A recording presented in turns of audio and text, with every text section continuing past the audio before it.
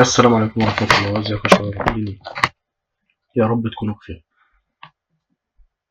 تعالوا النهاردة نتعرف على طريقة إضافة الأطفال على تذكرة الطيران. الأول لازم نعرف إن إحنا معانا 3 أنواع من الأطفال. أول حاجة الرضيع اللي هو سنه أقل من 2 سنين، وده ما بيكونش ليه مقعد، بيكون سعر مخفض. والطفل من 2 ل11 سنة بيكون ليه مقعد، والبالغ من 12 سنة فيما فوق.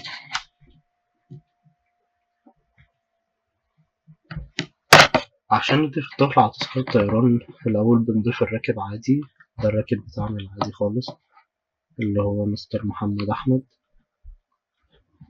بعد كده بنستخدم الاختصار بتاع كل شخص، يعني كل واحد بسنه ليه اختصار. الطفل اللي هو 2 فيما فوق بيكون اختصاره اختصار شيلد، CHD. بنكتب هنا NM1 واسم الراكب، ده الاسم التاني ويكون اسم الأب، وده اسم الطفل، ونكتب الاختصار دوت وفيه وتاريخ الرحلة اهو. اسم الطفل زائد الاختصار زائد تاريخ الميلاد.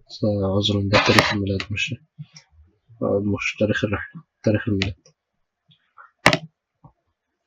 تالت حاجة معانا ودي حاجة مهمة، بنكتب بعد كده، بعد ما نضيف دي بنكتب علاقة الراكب اللي هو محمد أحمد بالطفل، أب، أخ، أم، عم. بس دي مهمة جدا، دي من غيرها التذكرة مش هيتم إصدارها.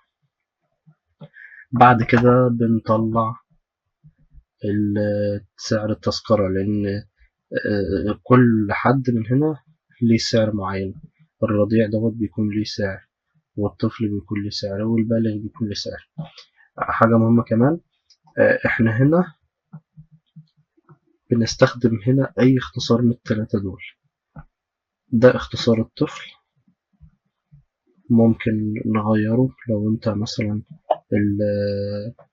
الراكب اللي معاك بيكون رضيع، بنكتب INF وبعد كده بنكتب علامة فيه وتاريخ الميلاد، والبالغ كذلك ADT وفيه وتاريخ الميلاد. يعني دوت كده، ده كده ثابت. كل اللي بيتغير في اللاين ده كله هو ال3 حروف دول، طفل وبالغ ورضيع. بنسعر التذكرة عشان كل حد فيهم ليه سعر مخصص، يعني مش هندفع الرضيع اللي هو ملوش كرسي زي الشخص البالغ، مش هندفع الطفل اللي هو 2 ل11 سنة زي الشخص البالغ. فكل حاجة ليها سعر بنسعرها. ودي بقى حاجة مهمة تانية،